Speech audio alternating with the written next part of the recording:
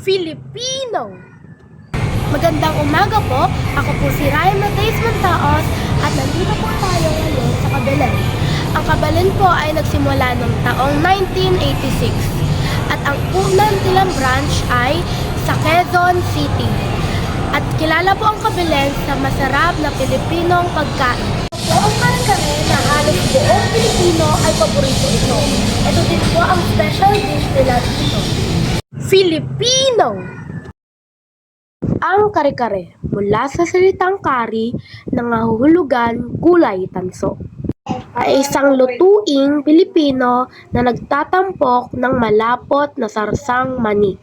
Ang lutuing ito ay nanggaling mula sa Pampanga, ang probinsyang kilala bilang kabisera ng lutuin sa Pilipinas.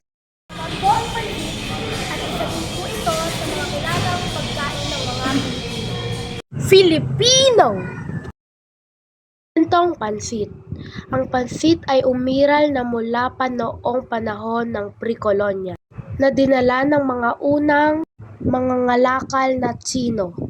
Ilang siglo bago dumating ang mga Kastila noong 1521. Sa paglipas ng panahon at pagdami ng mga bansa, dumarating at dumadaan, ito ay sasailalim sa sarili nitong ebolusyon upang maging isang tunay na tradisyon sa pagluluto ng mga Pilipino.